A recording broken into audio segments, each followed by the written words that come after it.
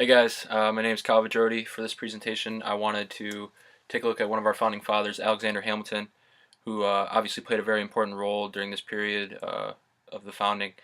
Um, I know we've learned a lot about him throughout the lectures that we've been hearing, um, whether it be about him being the assistant to George Washington, him being a huge part in the ratification of the Constitution, also him playing a role in the Federalist Papers and what was also a big part of the Constitution being ratified.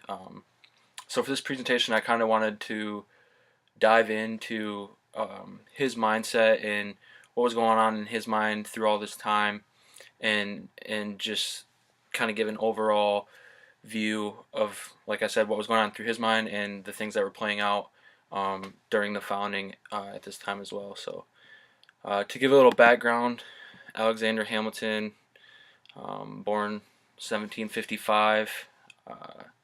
His education as a child was brief. He began working between the ages of 11 and 13. Um, he was encouraged by his employers to attend school in the American colonies. I'll talk about that a little bit later and dive into some writings that he has that actually propelled him forward to get funded to go and study in the American colonies. Um, so yeah, that's what I'll do is I'll jump in to a letter um, that he had wrote when a hurricane hit in August of 1772, and this is a letter that can be found online and is pretty famous for the beginning of what his education started as. So I'm just going to read from it, the first paragraph or so, and kind of give you guys an idea of the mind of Alexander Hamilton. So it says, "Honored sir, I take up my pen just to give you an imperfect account of the most dreadful hurricane that memory or any records whatever can trace, which happened here on the 31st ultimo at night. It began about dusk at north and raged very violently till 10 o'clock. Then ensued a sudden and unexpected interval which lasted about an hour. Meanwhile the wind was shifting round to the southwest point, from whence it returned with redoubled fury and continued so till near 3 o'clock in the morning.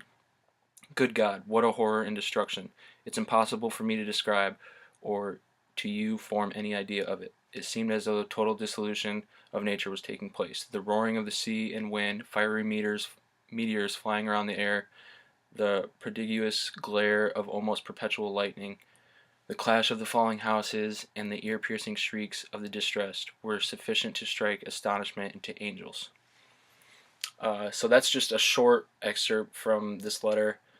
And what eventually happened was this letter was published and put in the local newspaper, and this kind of gave way for people to push him to go study in the American colonies, and he was actually funded to go study in the American colonies at a university called King's College, which was later renamed Columbia University.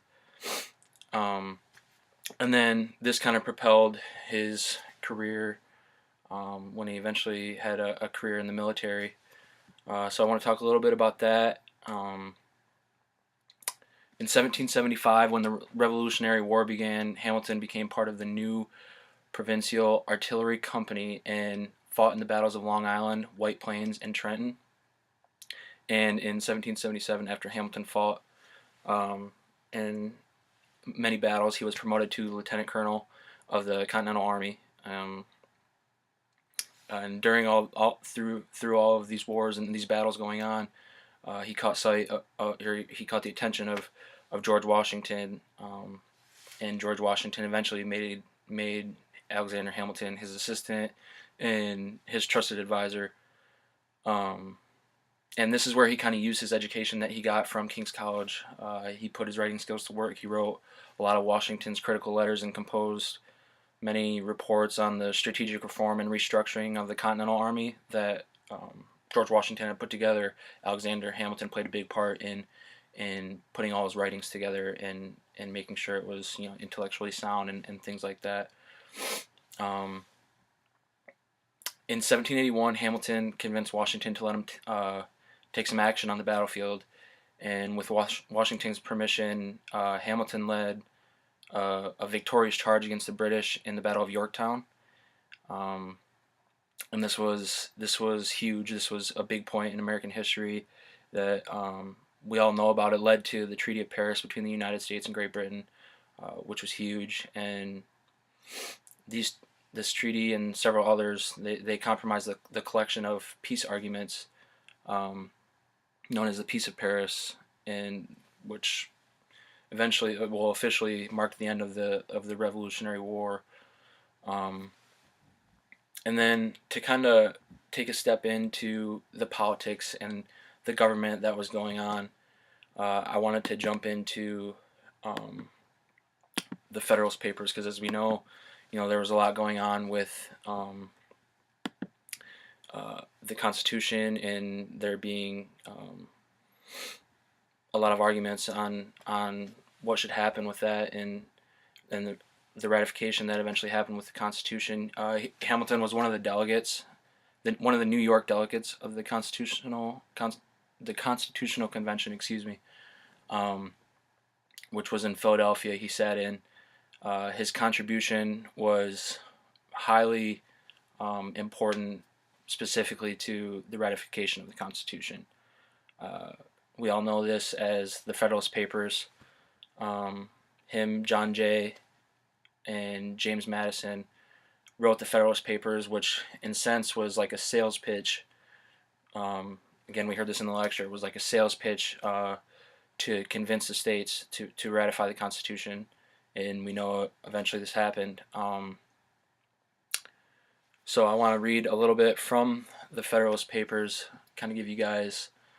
It's probably something a piece that we have even read before, but just kind of give you guys an idea of the type of stuff that was going through the mind of Alexander Hamilton and how he was trying to convince the people of New York that the ratification of the Constitution was vital and was needed. So I'm just going to read an excerpt from this.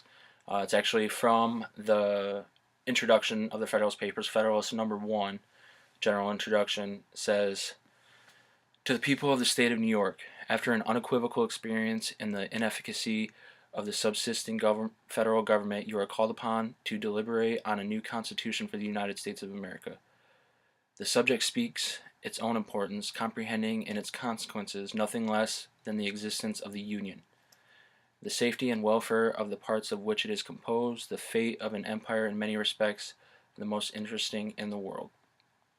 It has been frequently remarked that it seems to have been reserved to the people of this country, by their conduct and example, to decide the important question whether societies of men are really capable or not of establishing good government from affection and choice, or whether they are forever destined to depend for their political constitutions on accident and force. If there be any truth to the remark, the crisis in which we are arrived may with propriety be regarded as the era in which the decision is to be made, and a wrong election of the part we shall act may, in this view, deserve to be considered as the general misfortune of mankind." So you can see it's pretty powerful stuff there, and he's trying to get his message across to the state of New York, that we need a more centralized government, and this is also more of the stuff that we learned about throughout the lecture throughout this past week. So to dive a little bit more into the politics and government that Hamilton was involved in, his political agenda entailed, like I said before, establishing a stronger federal government, excuse me, under the new Constitution. He didn't have a strong hand in writing the Constitution, but he did, obviously, heavily influence the ratification from the Federalist Papers that James Madison and John Jay were also a part of. It's really important to understand how vital that the Federalist Papers were to the ratification of the Constitution, and that very well be Hamilton's most vital accomplishment in his career. So in 1789, when George Washington was elected the President of the United States, he appointed Alexander Hamilton as the first Secretary of Treasury. So we see Alexander Hamilton playing a bigger role in the founding of the government as time progresses. And um, at the time, the nation was facing great foreign and domestic debt due to expenses incurred during the American Revolution. Um, so the proponent for a strong central government um, as a treasury um, was really important to him. So we see, as um, Hamilton's career progressed, you see him um, pushing this idea of a strong central government and a strong backbone of the government. It was Hamilton's belief that the Constitution gave him the authority to create economic policies that strengthened the central government. Um, like I said before, his proposed fiscal policies initiated the payment of federal war bonds, instituted a federal system for tax collection that would help the United States establish credit with other nations.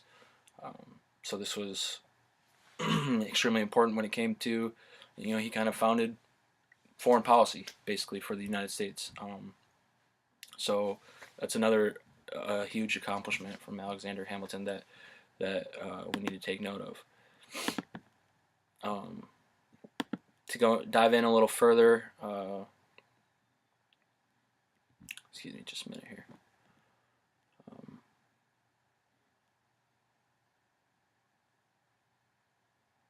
Hamilton did face a little backlash sometimes. State loyalists were outraged by Hamilton's suggestions when it came to foreign policy, the tax collection system that he wanted to implement, and the fiscal policies that he put forward. Some state loyalists were not happy with this. Eventually, compromise was reached during a dinner conversation between Hamilton and Madison. This was on June 20th in 1790. Hamilton agreed that a site near Potomac would be established as the nation's capital, and Madison would no longer block Congress, particularly in its Virginia representatives, from approving policies that promoted a more powerful central government over individual states' rights. So you could see, that he was a man of the people. Eventually, Alexander Hamilton stepped down from his position as the Secretary of Treasury in 1795. He left behind a more secure U.S. economy, which backed a strengthened federal government, happening through the work of Alexander Hamilton, many more of our founding fathers, George Washington, John Jay, James Madison. These were all important players that contributed to this.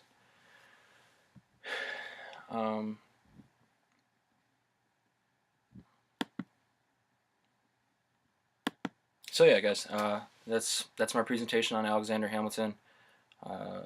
Hope you learned a little something, I guess, and thanks for listening.